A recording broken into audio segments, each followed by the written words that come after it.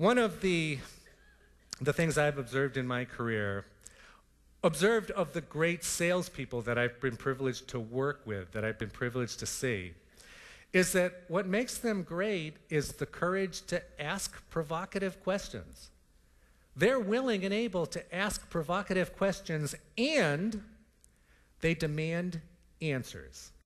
That's one of the big differences between the great salespeople and maybe the not so great salespeople, is the great ones demand answers. Now, I probably better clarify what I mean by that.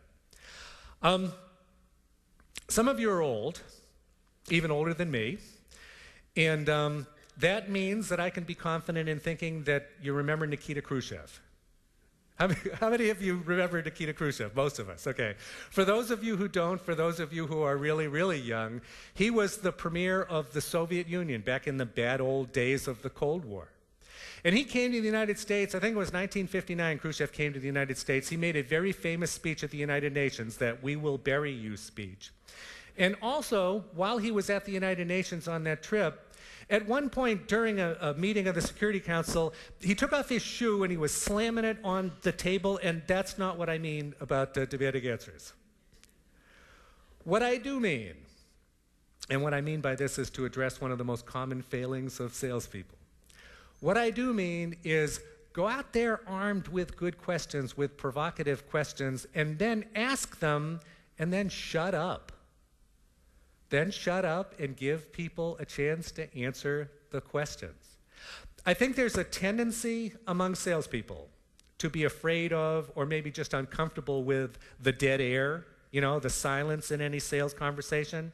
It's sort of like if the prospect or the customer is not talking, there's something wrong here, they're uncomfortable, so you need to jump in and fill up the air with words.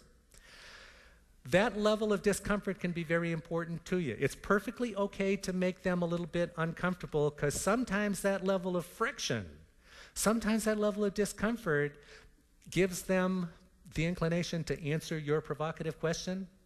One of the things that I've known for a long time is if you ask the right questions, they'll tell you exactly what their hot buttons are. They'll tell you exactly what you need to know in order to sell to them more effectively.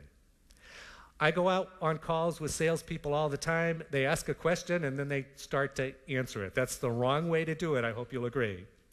The right way is to ask, to be patient, to outlast them. Anybody ever heard the phrase, "He who speaks next, she who speaks next loses"? Yeah, well, I think that's pretty true in selling.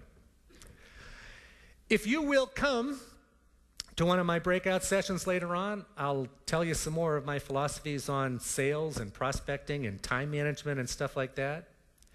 To this point, I just hope that, that I've been able to teach you something about the opportunity in front of you, and maybe about how to capture some of that opportunity. And if you agree that we did that, I guess I'd have to say that that ain't too bad for a guy in a chicken suit, huh? Thank you all very much.